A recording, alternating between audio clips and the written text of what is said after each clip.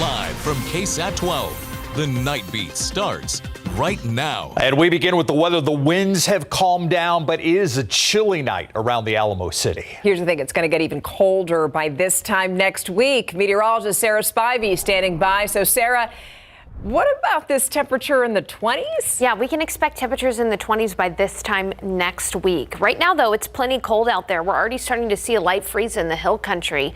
By tomorrow morning, temperatures are going to be some 5 degrees cooler than this. So here in San Antonio, we're likely going to reach freezing briefly early tomorrow morning. But you got to look at the big picture to see where the cold air is coming from.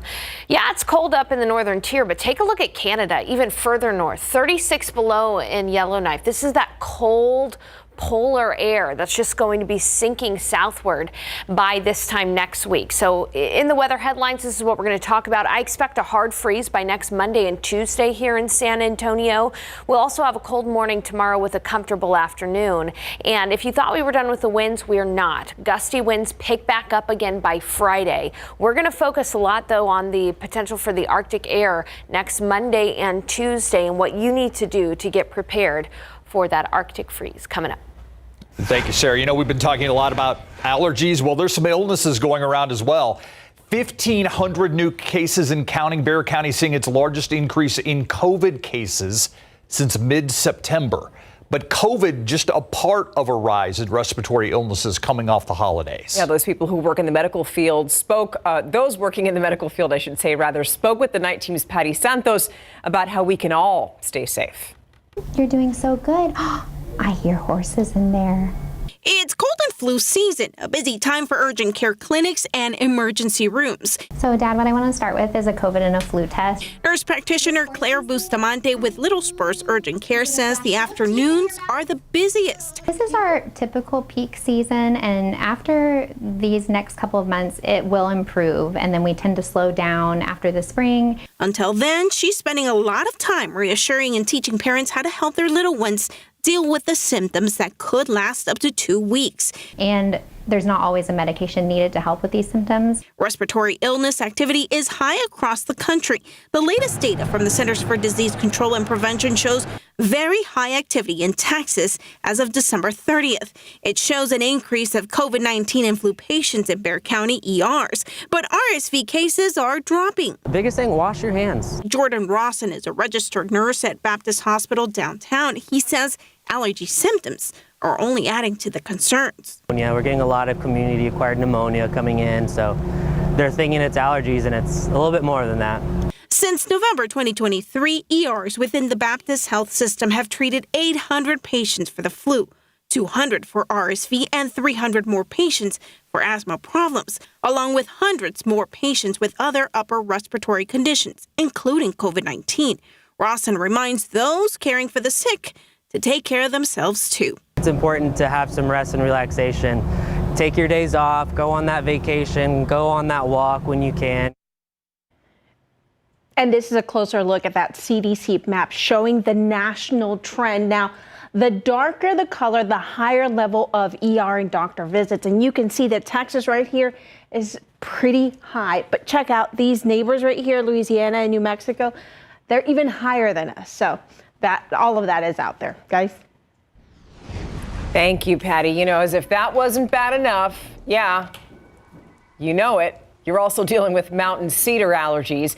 KSAT has a complete breakdown of the medicines to keep you breathing well. You can find those right now on our website, KSAT.com. All right, happening right now, keeping an eye on a water main break that is causing low water pressure or no water for some San Antonio residents. San Antonio Water System tweeting just a little while ago that it is happening in South Bexar County, south of Loop 1604 East and on both sides of I-37 South.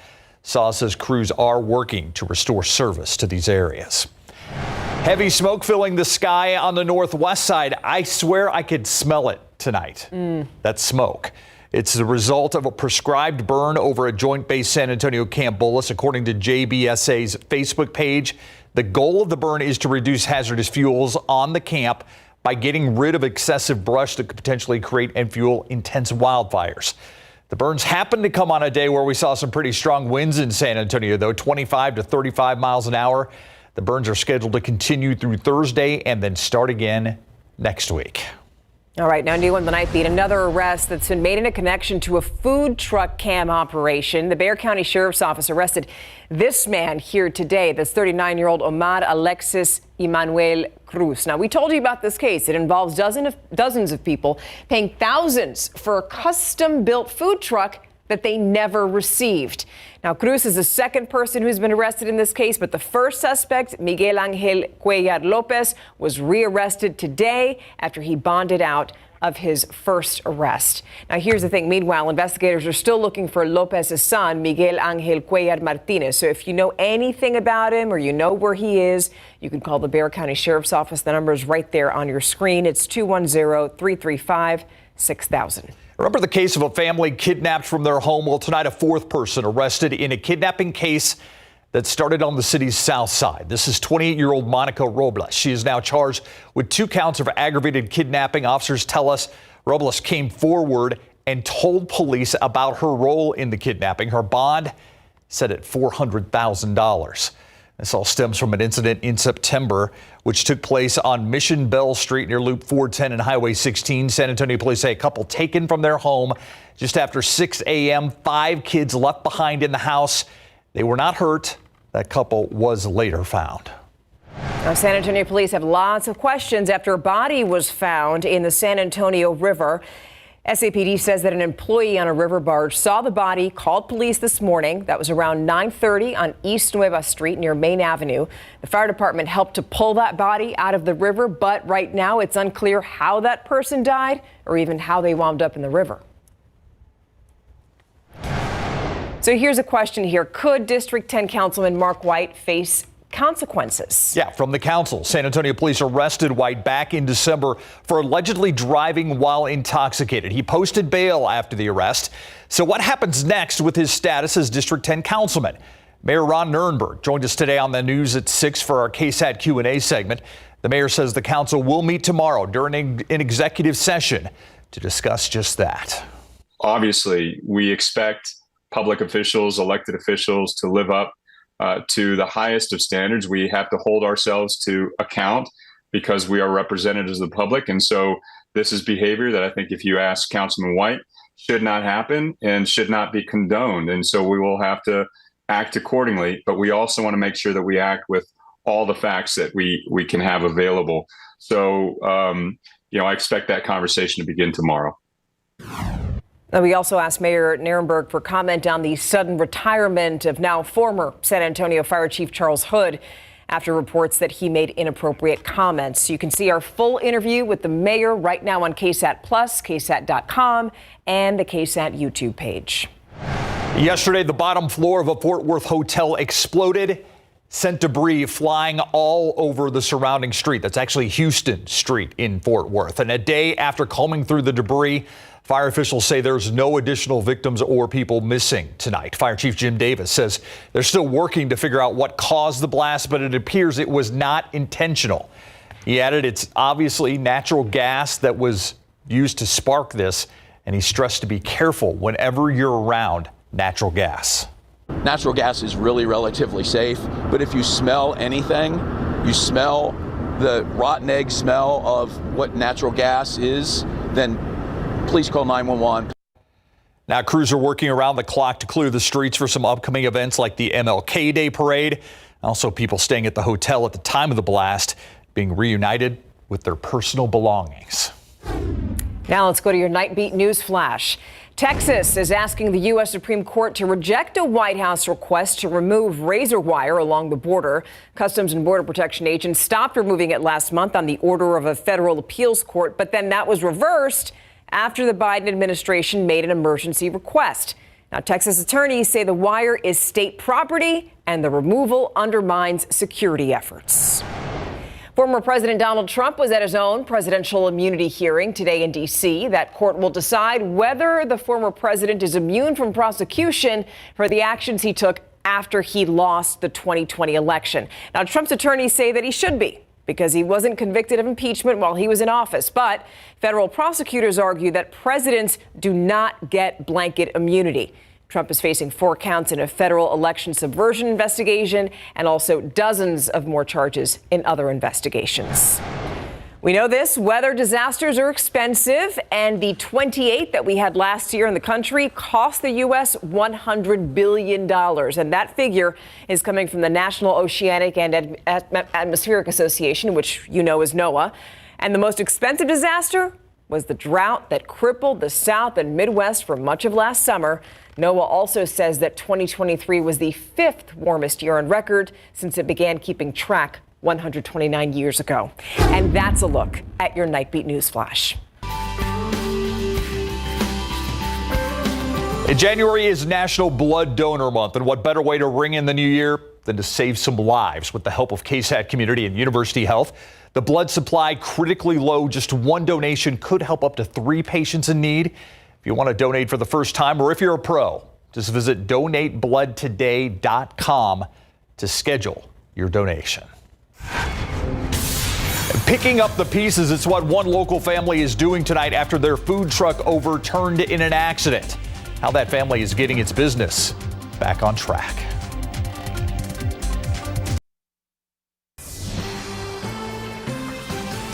A couple's dream and sole source of income is now totaled. Yeah, look at that. Their beloved food truck destroyed in a weekend crash. And now they tell the Night Team's John Paul Barajas, much like their food, they're starting from scratch. This crumpled black pickup truck with shattered windows and a food trailer on its side is all that's left of Jose and Alicia Lepe's business. I felt a hit in the back, and I felt that my truck lifted up, and we started rolling over, said Jose. The couple adds they were rear-ended on their way to sell breakfast Saturday morning. San Antonio police tell us the couple in another truck tried switching lanes at the same time. The crash near Loop 1604 in Culebra sent the Lepes rolling down the grass median. My back, my neck, everything hurts, he said. Luckily, other than being sore, the Lepes only have minor injuries. But the crash cost them their truck and their food trailer. The couple says both are totaled, and they're out roughly $70,000 to $80,000. Our business is over. Everything is over, they said. This setback comes 2.5 years after the couple retired and invested everything into their food truck, Mio Amore. They finally had everything they ever wanted, working for themselves and leaving customers satisfied and coming back for more. People enjoy the popular pasta we have, the Mamma Mia. It's spicy. They would always say, "Give me that pasta, what's it called?" The spicy one, he laughed. Now the Lepes say they aren't sure how they'll bounce back. Their hopeful donations will help them get by. But for now, they're grateful, saying, giving thanks to God that we're okay, because everyone who was there thought we were dead. It was a really ugly crash. John Paul Barajas, KSAT 12 News. Wow, you got to feel for them. Now, we also want to mention that a pasta fundraiser is happening this week to help the family with bills. It's going to be this Friday, January 12th, from 11 a.m. to 8 p.m. We have all those details posted for you on KSAT.com.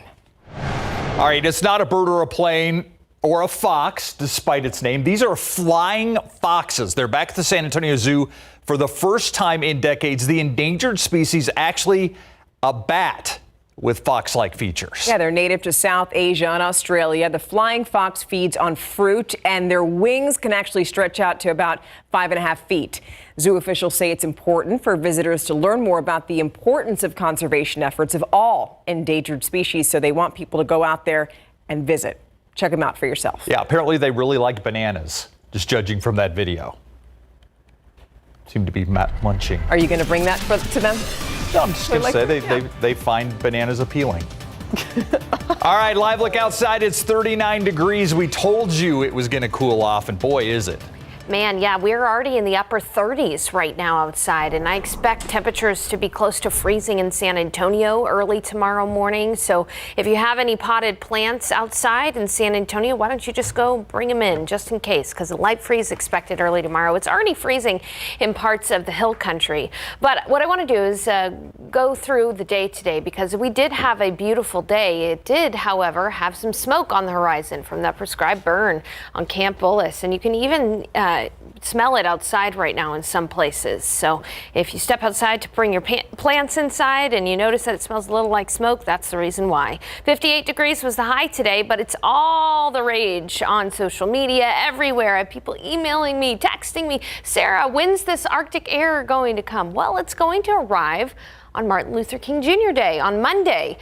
So for the march that a lot of people are coming in town for and participating in, it is going to be windy and it is going to be cold. That Arctic air expected to get here late Sunday night, early Monday morning, and by this time next week, temperatures will be in the 20s. So take a look at these morning low temperatures in the coming days.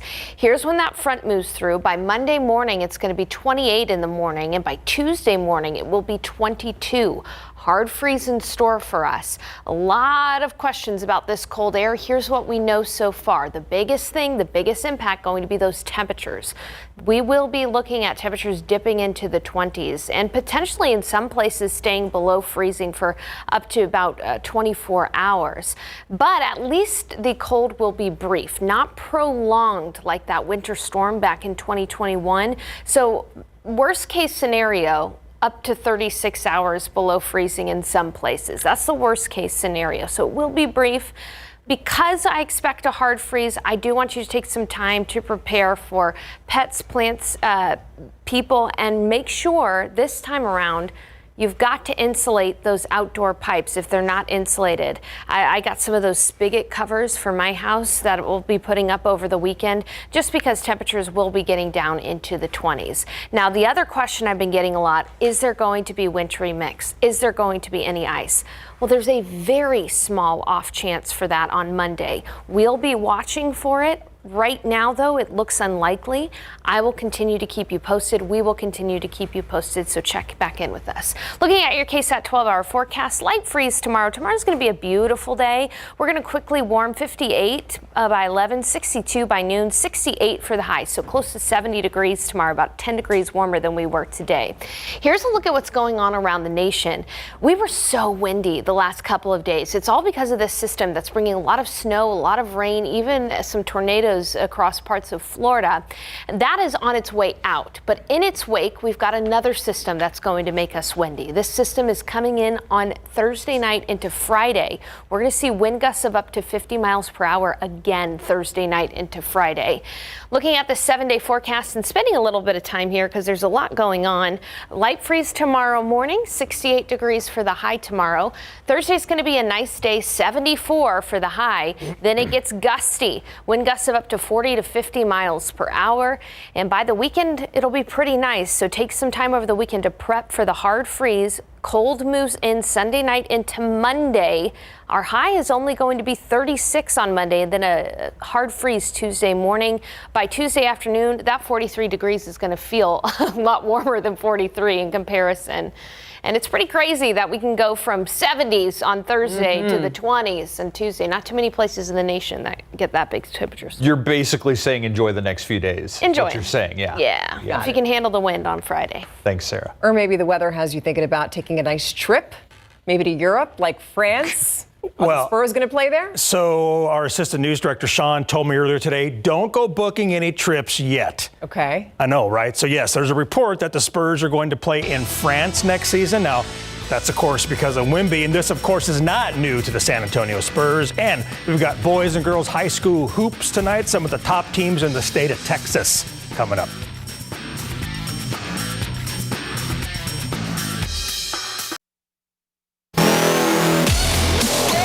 Victor Wembanyama and the San Antonio Spurs are playing Paris, France next season, as reported by The Athletic. Joe Varden wrote, when the NBA comes back to Paris next season, multiple league sources told The Athletic Wembanyama and the Spurs will be one of the two teams in the game. He says the Spurs have agreed in principle to participate and are making plans, those sources said, though no contracts have been finalized and the league's front office could not confirm the report. Wemby is from France, so this makes total sense, right? Now, the Spurs played 3 games in France between 2003 and 2006, led by NBA Hall of Famer and French guard Tony Parker. So the Spurs are hanging out in Michigan as they get one more sleep before playing at the Pistons tomorrow night. And the Spurs 117-115 loss Sunday in Cleveland. Wembanyama had 24 points, 10 rebounds for his 15th double-double this season in 31 games played. Wemby is still on a minutes restriction to safeguard his right ankle, which is frustrating for the Rook, but he understands why. Yeah, of course, but my hunger is bigger than ever, to win and to compete. But now I've learned to get over that frustration of minutes restriction. You know, it's how it is. My body needs time to adapt to the load and to this long season. Once it's ready, it's go time. But it's no need to be frustrated. I keep my long-term goals in mind. It is almost go time. The Spurs will try to snap their 5-game losing streak tomorrow night at the Pistons. Now Detroit lost to the Kings tonight, 131-110. The stage was set tonight for some huge matchups on the high school basketball courts. We start out at Wagner High School, where the Thunderbirds are hosting another top 25 team in the state in Veterans Memorial. The Wagner defense was leading to fast breaks to start the game as Marcus Johnson takes it in himself. But full effort from the Patriots got them back into this one. A bucket and a trip to the line for Jamichael Moore. Free throw was good for a 3-point play.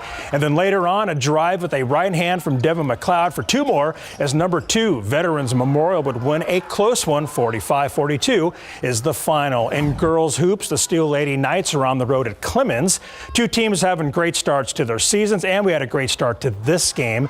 Gabby Alves kicks it out to Anaya Williams, who drains the corner triple to bring the Buffaloes within striking range. Steals Noelani Ahel working around the screen and finding Lena Newby for 3 of her 11 first half points. And then UTSA commit Mia Hammonds check it out with a sick crossover, and then the lefty finish off of the backboard. That's a sweet move as number 20 Steel wins at 64-49. Football coverage brought to you by Davis Law Firm. All right, it's always cool to see a flyover in person, and this one went down Sunday afternoon at FedEx Field before the Cowboys beat the Commanders by a final of 38-10 to finish the regular season 12-5 and win the NFC East. Cowboys QB Dak Prescott threw for 279 yards, 4 touchdowns and 1 interception, and now the boys will get ready to face head coach Mike McCarthy's former team, the Green Bay Packers. I can't thank him enough. He's been an amazing head coach as he's continuing to be, but to be a play caller and have this relationship with me and him even grow more, understanding that, we're probably 2 of the people that get criticized the most. And so being able to lean on each other has been important. And excited for the future and excited for this game. Excited for him for this game as much as everybody else. The Cowboys are 1-2 in the playoffs under Coach McCarthy. Texans rookie C.J. Stroud is living out one of his dreams after the break. Yeah, it's super cool. I can't wait to see NRG and how loud and excited the fans are going to be. Texans fans are going to be pumped up to watch C.J. Stroud and the Texans host the Cleveland Browns Saturday at 3:30 p.m. in the AFC wildcard playoffs. The Texans' first home playoff game since January 2019 when they beat Buffalo 22-19 in overtime, and Stroud can't wait to play. I'm really excited to play my first playoff game, of course, and it's been a goal of mine since I've been a kid. I've always watched it and things like that, like you said. So I'm really excited and just ready to roll. Houston is the first NFL team with a rookie head coach, DeMeco Ryans, and a rookie starting quarterback in Stroud to win its division in the Super Bowl era dating from 1966 to present. A lot of rookies. Yes. You're a rookie. You're a rookie. Yeah. You're all rookies. We're not rookies. Not really. I remember those days. I can tell by the gray hair. Barely remember. We'll be right back.